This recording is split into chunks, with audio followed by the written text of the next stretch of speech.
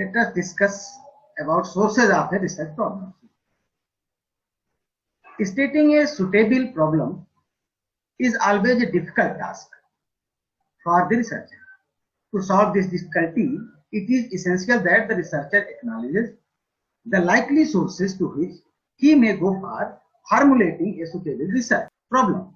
A careful examination of problems which are being faced by teachers, students, guardians may throw light upon several topics that are worth investigating. For example, student unrest is one of the most important problems which school and college teachers are facing today. Thoughtful deliberations may enlighten several problems worth investigations. Namely, what types of students participate in unrest? In which age group is the unrest most obvious? To what extent are teachers and guardians responsible for student unrest? So, a careful examination of the problems which are being faced by students, teachers, guardians may throw light upon several topics that are worth investigating. Those who are looking for a suitable problem should consult textbooks and research journals.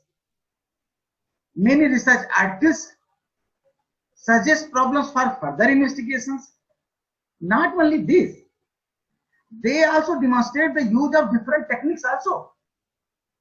They also demonstrate the use of different procedures to be followed in investigating a certain problem. Problem seekers may also consult research professors, instructors, advisors, who are regarded as the most competent persons for suggesting suitable problems. Social changes, educational innovations constantly bring forth new problems which are worth investigating. So these new problems pave the way for new opportunities for further researches. The problem seekers may find a suitable research problem grown out of the various social changes and educational innovations, and has suggested three major general sources of locating research problems in the field of behavioral sciences. First is documentary sources. Documentary sources include the analysis and inspection of official and unofficial statistics, local newspaper, census publications, from which different type of descriptive materials are easily derived, and has suggested second general sources as personal sources. Personal sources include examination of some professionals who have right knowledge and insight into the data desired, as well as the interview of those persons who are directly involved in the commission of the concerned act or behavior, and has also suggested about library sources. Library sources include study of various textbooks, journals, monographs, and newspaper analysis.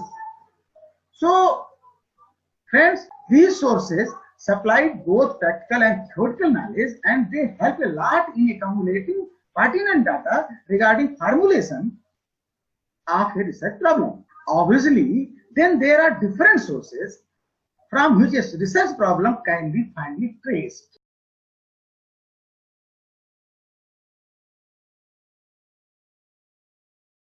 In 1992, Best and Kahan have outlined 60 different sources of locating a research problem. Among these 60 sources, few ones may be outlined in this slide.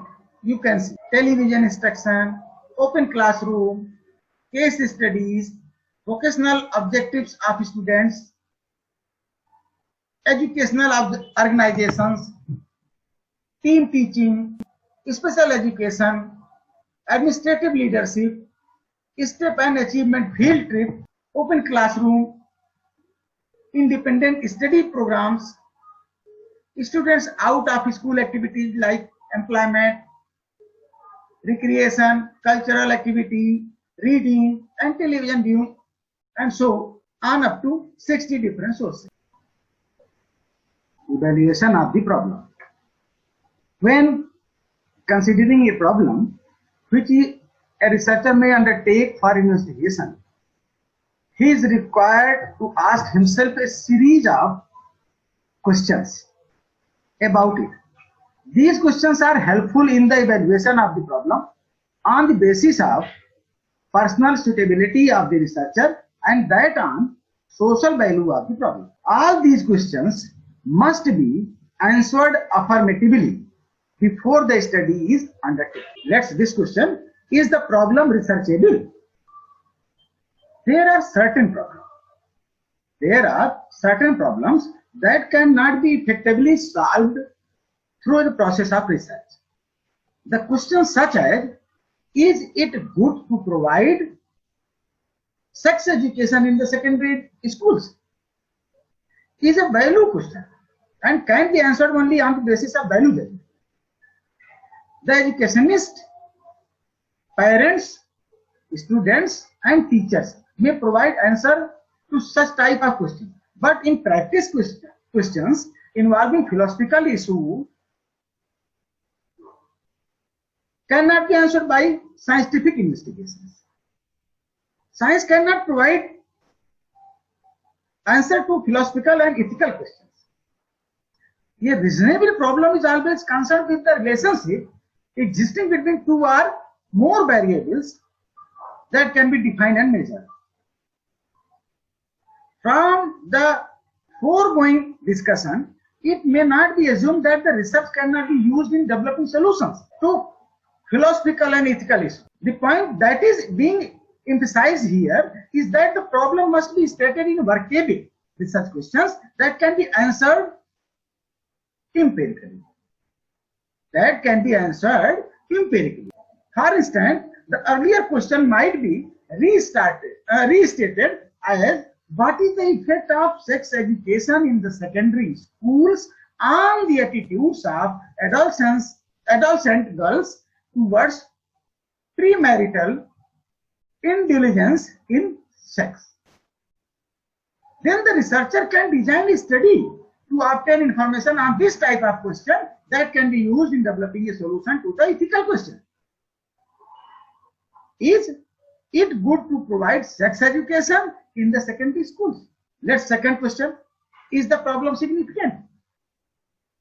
Actually, the question of significance of the problem usually related to what a researcher hopes to accomplish in a particular study. What is his purpose in undertaking to solve the particular problem he has chosen? What new knowledge does he hope to add to the sum total of what is known? What is known? And what value is this new knowledge likely to have? All such questions are directed to the researcher, unless these questions can be answered clearly by him. The problem should not be selected for research. The researcher should show that the study is likely to fill in the gaps in the existing knowledge to help resolve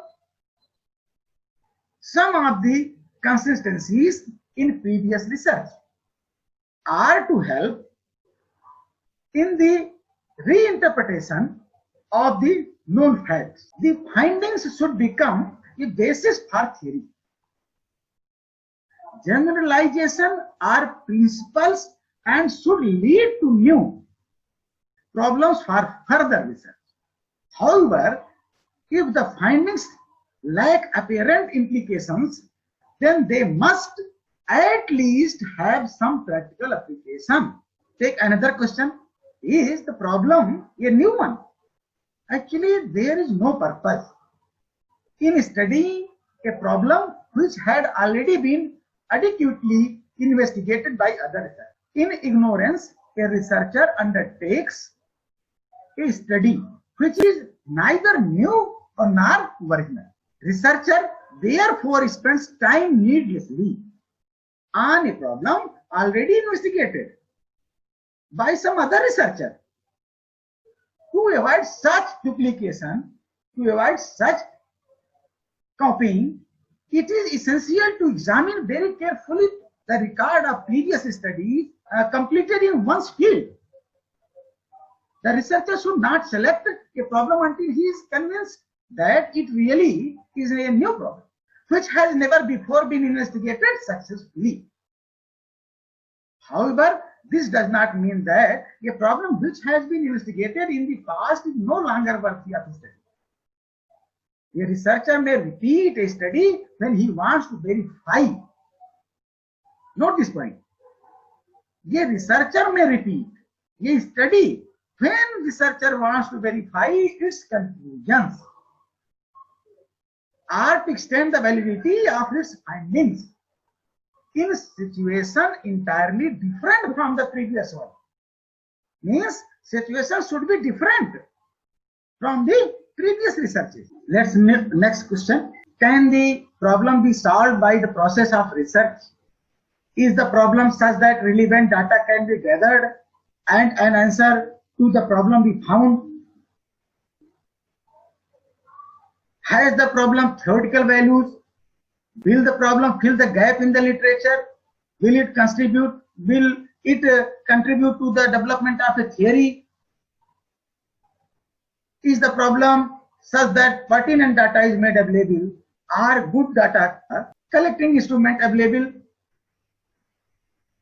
Problem may be good, but yet it may be feasible in view of some personal aspects of a researcher. One is research competencies. Actually, the problem should be in an area in which the researcher is qualified and competent. He must be familiar with the existing theories, concepts, and laws in order to identify a worthwhile topic. He must also possess the necessary skills, necessary competencies that may be needed to that may be needed to administer and interpret the necessary data gathering tools.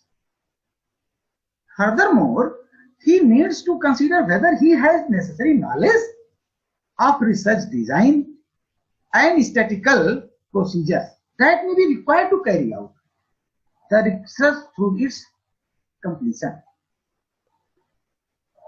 The interest and enthusiasm of the researcher is also important factor. The problem should be one in which the researcher is genuinely interested and about which he is truly enthusiastic. It should be meaningful and arouse real curiosity of the researcher.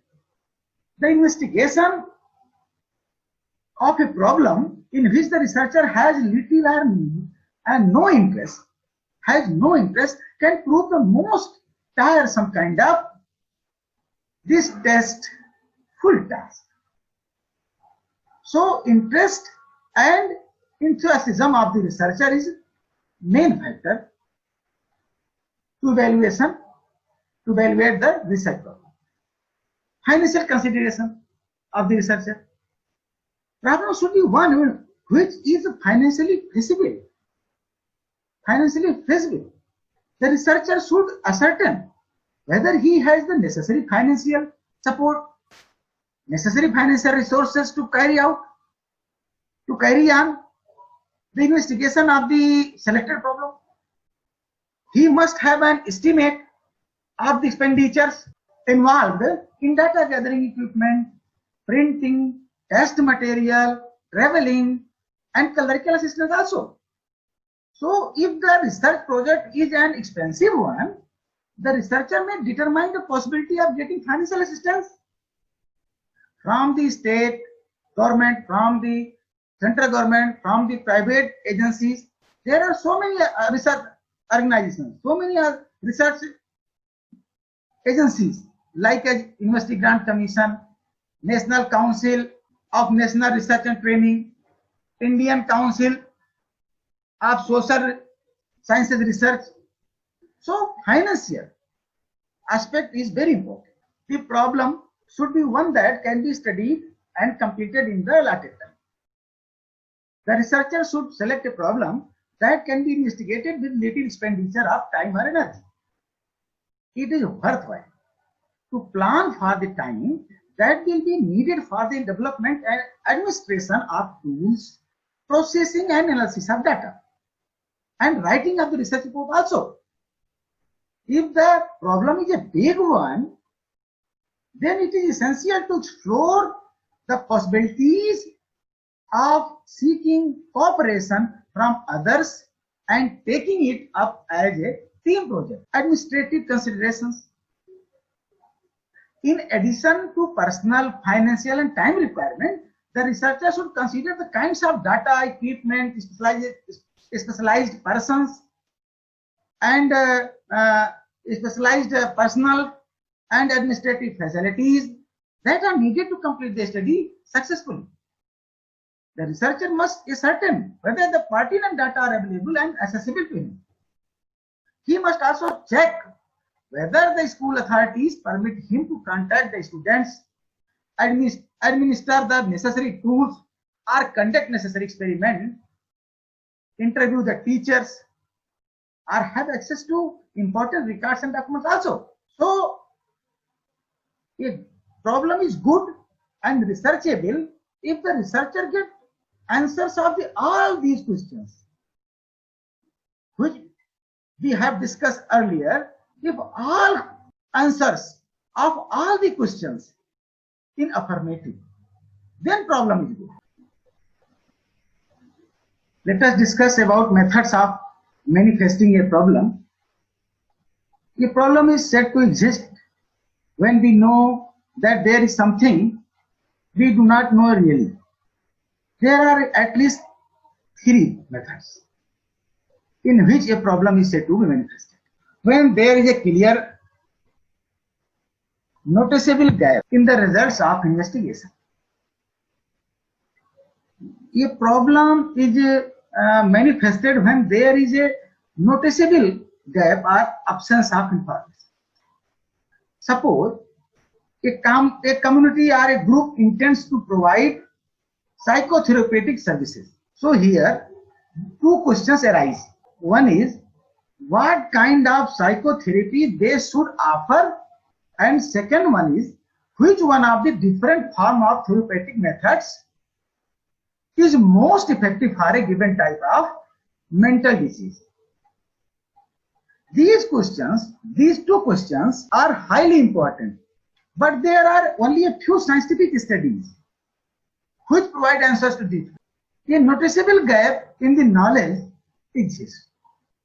Hence, the need for collection of necessary data and their explanation for filling the gap. Second one is the contradictory results of the investigations.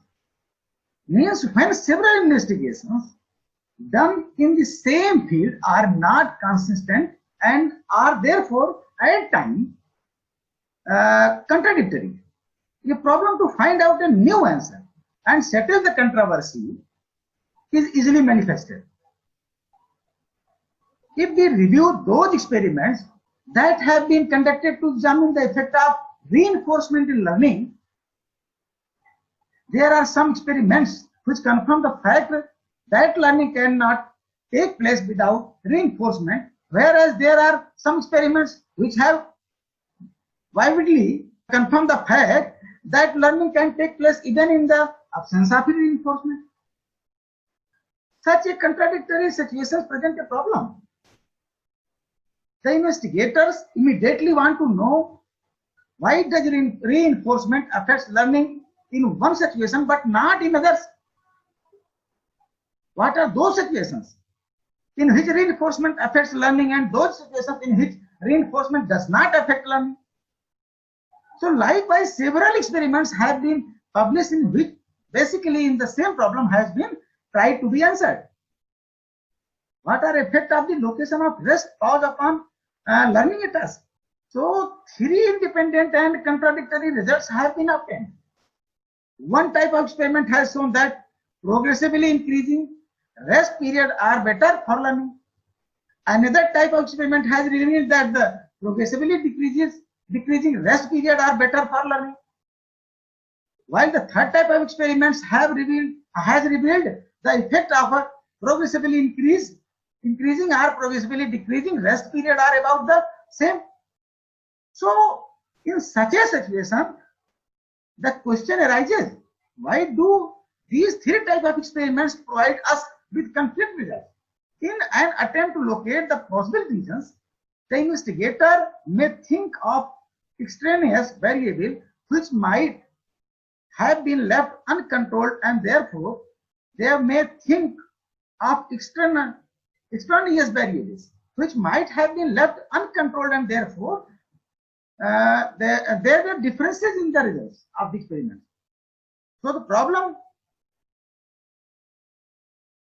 here arises, how to locate these extraneous variables, what their possible solutions can be, and so on. So when the results of several investigations disagree with each other, a problem should be manifested. Isolated fact in the form of unexplained information means when the researcher poses a fact and at the same time is interested in seeking the answer to the question why this is so, he becomes aware of the problem. Putting it in other words, a fact which exists in isolation from the rest of our knowledge demands an explanation.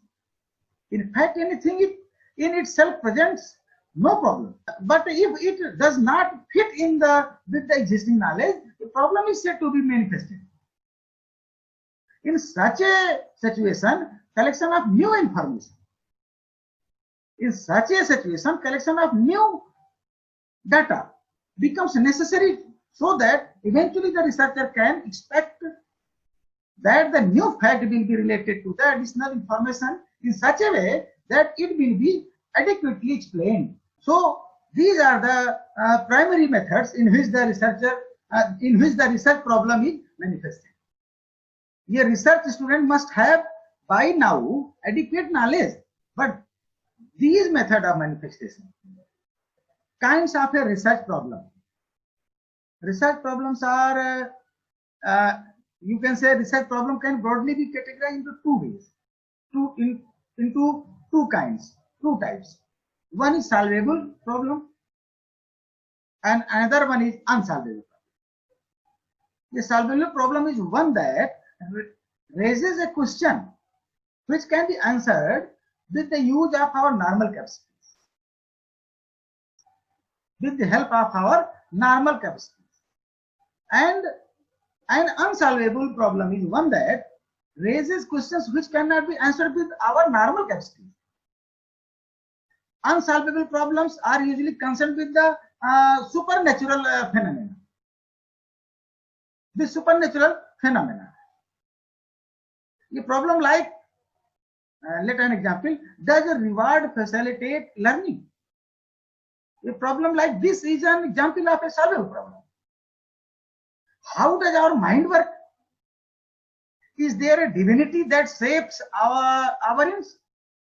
These are examples of unsolvable problems.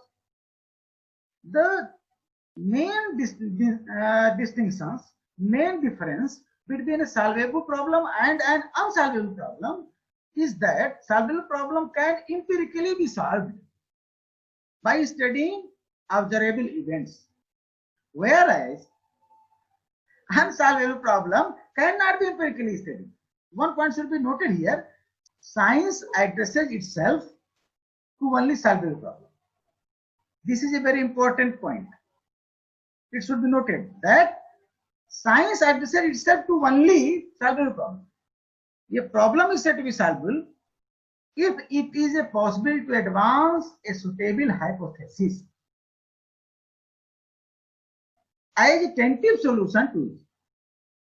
The solvable problem, among other things, has the two features. One is a solvable problem can be solved by empirical methods. What is empirical method? An empirical method is one which depends upon observation of natural events. And second feature of this, in case of a solvable problem, it is possible to advance a suitable hypothesis. It is possible to advance a suitable hypothesis as a tentative solution to it.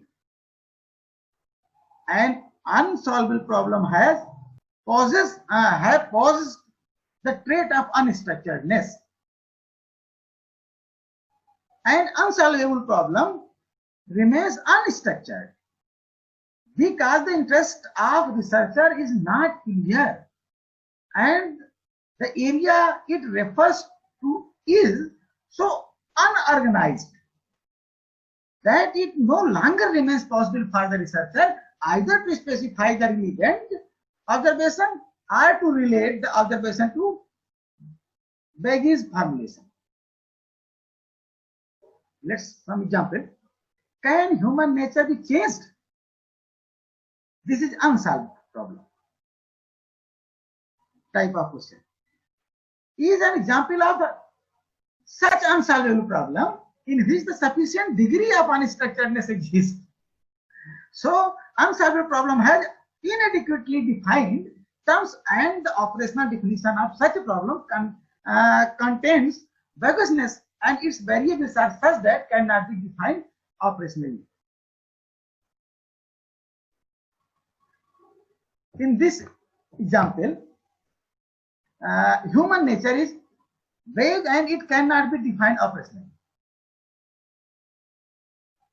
And an unsolvable problem is that also relevant data in which relevant data cannot be collected. Sometimes a problem is structured and its terms are operationally defined.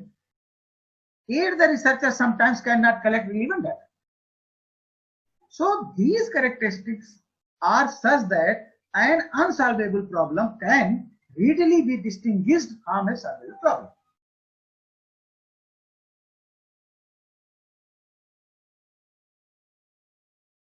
Thank you very much. Thank you, friends. That's all for the day. Be safe and keep learning. Thank you, friends. Thank you so much.